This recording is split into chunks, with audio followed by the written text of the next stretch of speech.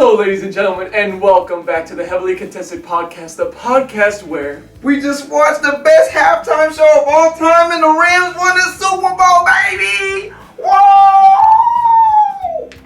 you're celebrating that like you're a Rams fan. Dude. Oh yeah, I'm from LA. You know, I've always been a Rams fan from jump. Yeah. Who's a player from the greatest show on turf? You know, Kurt Warner. Okay, but you know who else? Who do you throw to? Odell. Oh, yeah, this guy gets it. This guy's a Rams fan. Oh yeah. Deshaun Jackson too. He is right. I would say it's probably the greatest halftime show we ever watched. Mm-hmm. At least, definitely. It was cool seeing all those legends up on the stage, but that's not the real main story. In the end, it actually was a very good Super Bowl. It was one of the most times the Super Bowl is so trash. It's one of the worst games of the season. Like the Patriots versus Eagles. That was a damn it, dude! At the start of the video, oh my god! That's the one where it's not Eagles. I meant Rams. Nah, okay. I was going to say Patriots Eagles was Patriots Rams was literally like, what the hell am I watching? Yeah, it was. And then Chiefs Bucks last year, you kind of knew who won the entire time. This one, there were some lead changes. And the Bengals had it in their hands again up until that fourth quarter. You know, they had a 10-point lead, and they didn't score ever since that moment. Yeah, I think it was a really good Super Bowl all in the whole because at the beginning, there's so much hype into it. People love both sides. Yep.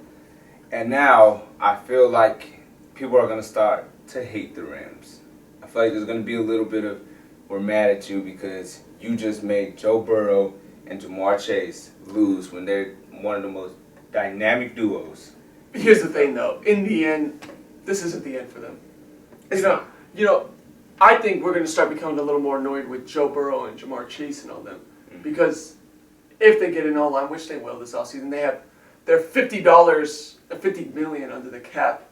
They have all their draft picks. Yeah. They're fully set. They did it the right way. Yeah, they did it the right way. They won in the draft. Good free agents. That didn't cost too much. The guy who's going to get a big contract is probably Jesse Bates this offseason. He's going to get his big contract. Besides that, they still have Mixon, who just got on the contract. They're fine. They're set. They're set to build a dynasty off of this. Truly, they can start being annoying. On the other side, the Rams just won the Super Bowl, but what does their team look like next year? Well, now you have a huge set of free agents with Von Miller, Darius Williams, Odell Beckham. You're pushing the cap space already as it is. Yeah. Because you're paying guys like Aaron Donald, Jalen Ramsey, Matthew Stafford. Cooper Kupp's going to get his payday too. You have to expect at some point. He got to be top 5 paid. Robert Woods he's still getting his contract. Remember we did say when the Rams were making all these moves though, it was now or never. This was an all-in move. Yeah. And it worked out. Paid off for them. They're going to be trash for like 10 years. They don't have their first-round draft pick still for another 2 more years after this. Yeah. It's going to be interesting to see. I don't expect this Rams team to all stay together. I don't expect it to be the same team. I don't expect it to be as dominant. Even though it wasn't super dominant even this year. But they did come through when it mattered. Yeah. They did. The Bengals jumped out to a lead at the start of halftime and had a 10-point lead. It was crazy 2 plays to start off their half. Oh, yeah. Touchdown to T. Higgins. Interception by Chido Awuzie. Say Jose. Right there. It was great. It was like you couldn't ask for anything better for the Bengals. But after that moment, it was over. It just shut down. I feel like the Bengals got away from what was making their offense work. They tried to go with more medium to long-range passing games. They didn't go short game. They gave time for Aaron Donald and Von Miller to get there. And at some point, that O-line of the Bengals started to get a little worn out. Oh, my gosh. They were getting destroyed the entire game. I think, what was it? Did it get to 7 sacks? I think it was 6. 6 or 7. It got to 6 or 7 sacks right there at the end of the game. In a Super Bowl, that's inexcusable. No. But we expected something like that. In the end, the Bengals still had their opportunities to win this game. Yeah. And at the last play of the game, honestly, there was a chance that he catches that ball and we continue the possession. Yeah. It was a little close. I like that Joe Burrow still got the ball out. But Aaron Donald, who let me just say this right now, may not play ever again. Oh yeah, that rumor. There's a small chance he never plays again. We'll But see. he ended the game, and the Rams win. It would be a great way to end off a career, but for us, I think it would be upsetting because we know Aaron Donald. At least I think both of us can agree that if Aaron Donald continues the rest of the career the way he's been playing, give him even give him 3 more years at this level. Best There's- defensive player of all time. There's a very good argument for that. I feel like if he retires early, it's gonna turn into one of those what ifs again. Like, oh, well, Aaron Donald could have, but he did not play the whole set. You know, that type of thing. So I do hope he continues to play. I think he will. He is young, but it isn't interesting that rumor even came out in the first place. Yeah. You know, I'm gonna say something weird. This is something. If there's a player that I feel like he adds dynamic Mm-hmm. to defense, if he ends up playing as he is playing right now, as long as Aaron Donald has done it, he will be better than Aaron Donald, which I don't see happening at all. But Micah Parsons, Oh, okay. just listen. He plays linebacker, slot, and DN. He's the only person I see that can give. Of course, and But no one can match up to Aaron Donald for as long as he's done it. After that's getting the thing. triple teamed. You know, after he had getting- he had a great rookie season. he was getting triple teamed in this game, bro. Yeah. Aaron Donald was getting triple teamed. Yeah. And still getting sacks. You know who I think has a lot more potential for that Dallas defense? I know he's getting hate now. Trayvon Diggs. He's getting a lot of hate for that Dallas defense because he plays that risk reward type game. He really tries to undercut routes, and sometimes it could lead to him getting burnt. I feel like when he finds a good balance, He might be great too. he might be great too. But we're talking about the Cowboys here. Let's talk about the Rams and the Bengals. So, my problem was on that final drive for Cincinnati. Or actually, let's talk about the final drive for LA. First of all, Eli Apple on Cooper Kupp. Oh man. Eli Apple, he probably deleted social media. He deserved it. He was Why top. did he say, oh yeah, put me on Odell all game? He's getting locked up. I remember him on the Giants, man. He's doing nothing. Okay. First play, first drive. I don't think it was on Eli Apple, but Eli Apple wasn't guarding him. Mike Hilton, I believe, gets mossed. In the end, still, Odell was going to have his way that game.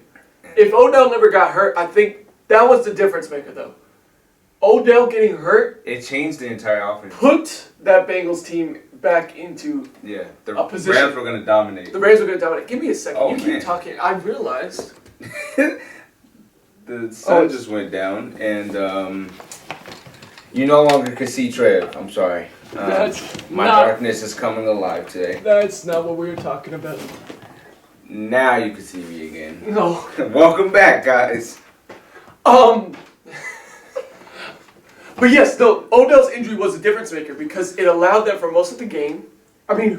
Especially with the loss of Robert Woods earlier in the season, it was down to Van Jefferson and Skoranek.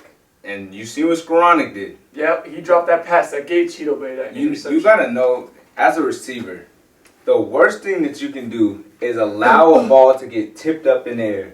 I hate that. I hate that he. First off, I hate that he dropped it. Second of all, that he Yeah, you just basically handed it giving to it to him. Yeah, but that showed a lot though because it showed that Stafford still didn't have a lot of weapons outside of Cooper Kupp. Nope. And it allowed for the Bengals, for the most part, this is working throughout the entire game, double teaming Cooper Kupp.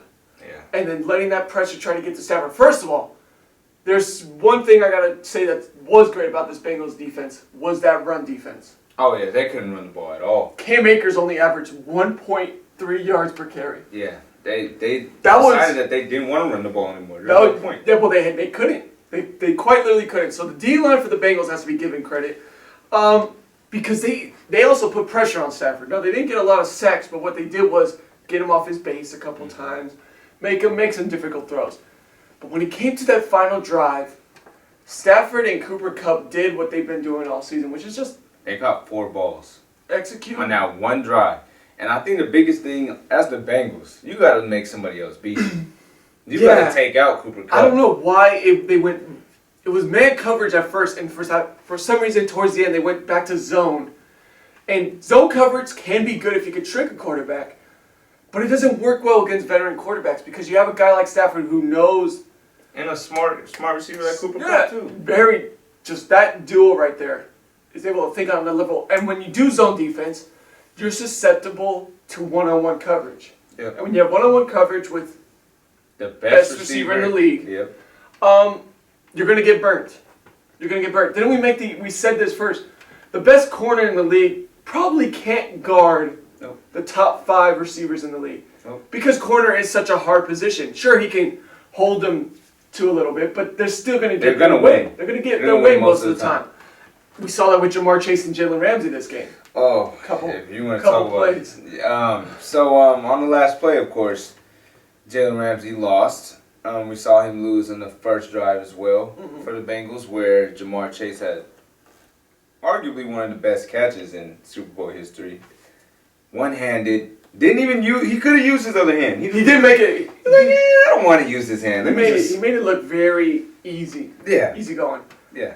No, Jamar Chase is a talent. Here's the thing. There's a couple things I learned from Jamar Chase. Is going to be. He's going to be special. He's going to be a great receiver in this league. Yeah. The only thing is, besides that one catch, he really didn't do much else throughout the game. But he was winning his matchup. That's the thing. So I think the biggest thing why that didn't happen is simply because of the Rams' defensive line. Yeah, and were you going to say something? I'm sorry. No, you good. No, but what it goes to is something that we've also stated. A good D-line can always make up for a poor secondary play. Always. You know, your secondary could be questionable. This happened with the Niners. Our secondary, I mean, besides Emmanuel Mosley at one corner side, Ambry Thomas, it kept switching around. It was a weak spot. You know, our DB is our weakest spot. But what was great was the fact that we had a D-line with Nick Bosa and Eric Armstead to put the pressure on the quarterback that helped out our secondary so much. And it was the same what happened with the Rams on Super Bowl Sunday. Aaron Donald, Von Miller, Leonard Floyd, everyone was just getting the pressure. Everyone was just having their way that game. Yeah, and this is the last thing I'm going to say. Sounds crazy, right? Joe Burrow is so talented, and he's had such a great season. But I think he's shown in other games that he could do it, and I expected more out of him. I expected him to figure it out. Because even on that T. Higgins throw, that's a bad ball. Because T. Higgins did not win on that route at all. That was a PI. Everybody I will be honest. It's Joe Burrow's feelers. I've never seen someone throw a Ramsey. Oh, yeah. He didn't care. He was like, oh, Jalen Ramsey? Yeah. I was saying it when we were watching. I was like, dude, I don't think I've ever seen Jalen Ramsey targeted so many times. He just didn't care. No, he didn't care. I mean, he almost threw a pick on one of the plays. But, yeah, I think Joe Burrow, I expected more out of him. It wasn't a bad game. But if you want to cement yourself in the Hall of Fame to be a Super Bowl quarterback and all this, you gotta. Let's slow down. He's only in his second year. But he's on the path to really make it to the Hall of Fame if he. Of course, if he continues what he's doing. Here's a couple things. First of all, I do think the Joe Burrow hype was a little much, because I don't think he didn't show anything. Oh my God. Stunning, eye-opening type performances. He didn't throw a touchdown against the Titans. He had one interception in that game as well.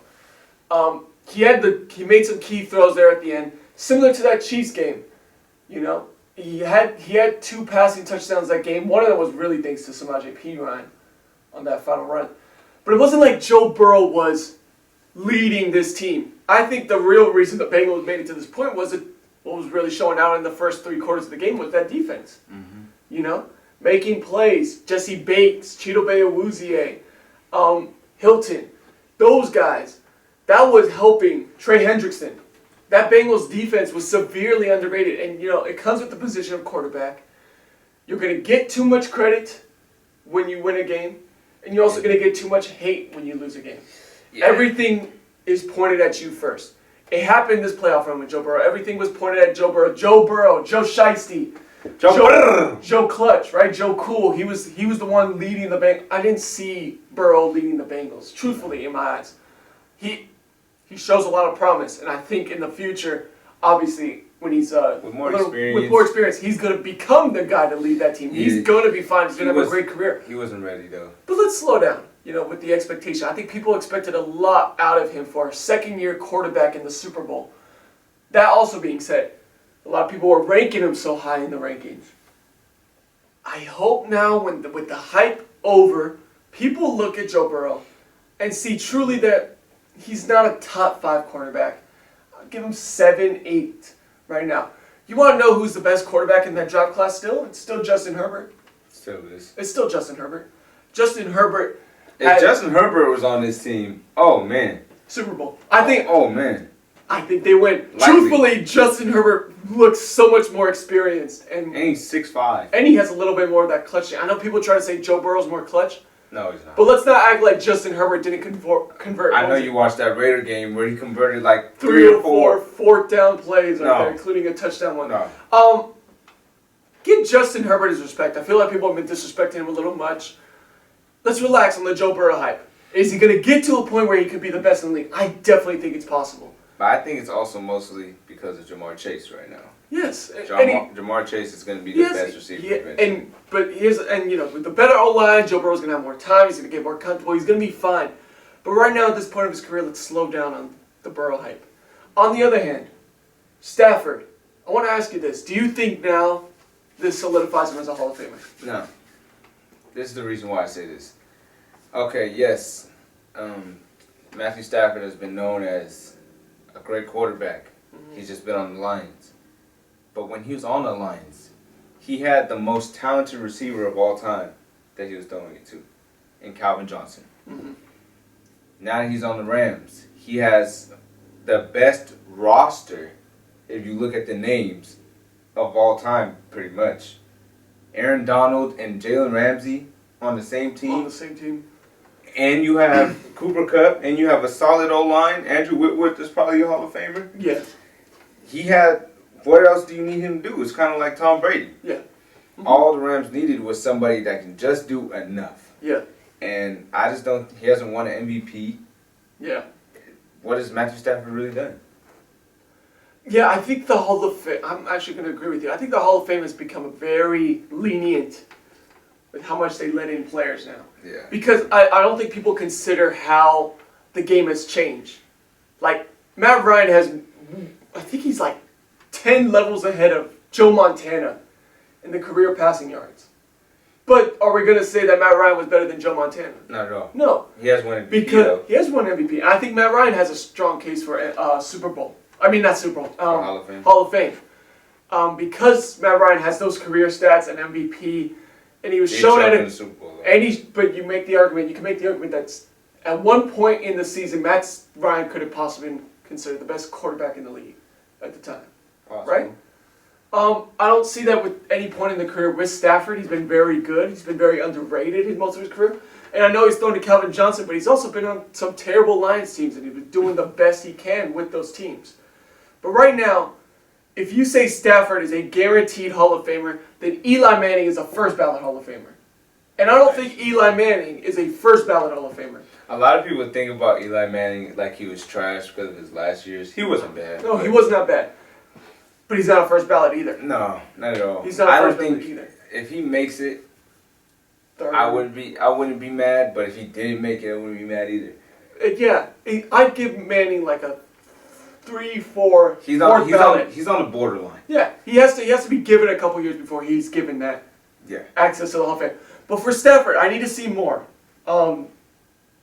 Again, this year was an opportunity. If he didn't throw so many interceptions, he probably would have been considered for it. But this would have been a year where he could have really fought for that MVP. If he won really MVP, fought to be one of the best quarterbacks in the league type thing. And we got to see that when he's still going to be on a McVay team with the Rams. He's still going to pretty much have the same offense for the most part. It's really the defense for the Rams that's going to get hurt this offseason. But he's still going to have the same offense. So you have to see what he can do now.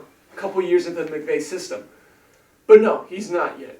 And you want to know who is in the Hall of Fame, though? Who is? Who should be in the Hall of Fame? Who?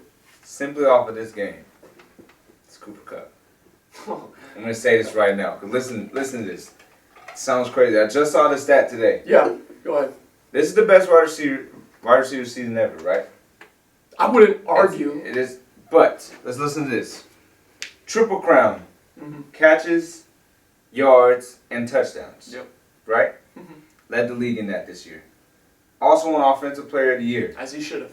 And won Super Bowl MVP. As he should have. The only person to ever do that in their career, not a season, in their career was your favorite person in the world, Well, Jerry Rice. person in the And- world. Let's relax there. Jerry Rice is considered the best wide receiver of all time. Yeah. And he's the only person that did that in his entire career. Yeah. Cooper Kupp did that in one season. Yeah. No. All he needs to do is do a little bit more for a couple years. He's in the Hall of Fame. Yeah. Cooper Kupp. If Cooper Kupp keeps playing on this level, and I expect him to, especially still with Stafford at the quarterback helm, he's gonna have this success because their connection, their chemistry, is second only to probably Rodgers and Adams. There's no debate. You know? So, there's a lot, it's going to be interesting to see how it plays out for the Rams. But for Stafford in his career, with a guy like Cooper Kupp who's playing at a great level right now, best in the league, you got to build off of this. You got to see how much more he can add on to his career here a little bit. Because, of course, he's going to have the stats. A lot of these quarterbacks are going to have better stats than Joe Montana, Dan Marino, these great quarterbacks. But it was a much different time period. This is a very pass-heavy league that we're in now. So you got to take that into consideration a lot. Mm-hmm. There's a lot of more stat padding, people throwing at the end of the games, adding those extra numbers. You have to take that into consideration. So we need to expect a little more from these quarterbacks in this league because of how different things have changed. Running backs are a lot less likely to make it to the Hall of Fame now. Yeah. Because as you've seen in this game, both of the running backs didn't really do anything. Yeah. And it seems like, It's repeated in history as well. There's also another stat that showed that the amount of salary that running backs have gotten who have won the Super Bowl in the past 10 years, all of them are under $3 million. Yeah. And the thing is, too, is with the running back position at least, it's about durability. It's hard to find those Adrian Petersons, those LaDainian Tomlinsons, you know, the Emmitt Smiths, the Walter Paytons, the Barry Sanders, even though Barry Sanders only played 10 years. You know, guys who can have longevity with their play. Ezekiel Elliott in his first rookie year, would you have argued that he could have been a Hall of Famer had he continued what he'd been doing? But now we're seeing it. He's starting to dwindle down in his play a little bit. Yeah. We're seeing the more injuries start to mount up. Saquon Barkley, same thing. Henry is now starting to have injuries. Yeah, hopefully Derrick Henry, hopefully this doesn't mount to another one. Hopefully this doesn't start to build on top of each other. But that's what it is for the running back position. But either way, it was a great Super Bowl. The playmakers came out in the biggest moments. For the Bengals, you're gonna get yours. You should. It's not guaranteed in this league because there's only one winner every year. But the Bengals, I could say this at least, will be back. The Bengals will be back. This is a team that has nothing to be upset about. Truly, you shouldn't be ashamed about how your season ended because you just defied all expectations. They were not supposed to be here at all. You were not supposed to be here at all. You're ahead of your time. I've said it a lot during these playoffs. They're way ahead of their time. Their peak hasn't even hit yet. Truly, they can only get better from here because they can only add players. And now that you showed how good you were this season, it attracts attention. You're going to have guys who are looking to play with Joe Burrow, who want to play with this defense, who want to play with Zach Taylor as the head coach, you know? Maybe they get Gronk. Maybe they pulled, Gronk. I remember Gronk mentioning Cincinnati and Joe Burrow, you know? They're going to pull in guys. So the Bengals, you don't have to worry. For the Rams, congratulations. You got your Super Bowl. Now we're going to see the repercussions of what Stan Kroenke's mentality was with quite literally selling your future to buy a championship now. I mean, if that's what you want as a team, if you want to just be really great for one season, 1 or 2 seasons, then after that, be trash, and let's try it again. Well, let's see how long this lasts, you know. Let's see if they can keep it going. I doubt that the Rams make it to the Super Bowl next year. I do too. I do doubt that. But we'll see how it goes. Congratulations to the Rams. The super team worked out. You know, in the end, the super team won again. The bad guys always get what they want. Huh? They do. It's a messed up world. Good guys always finish last.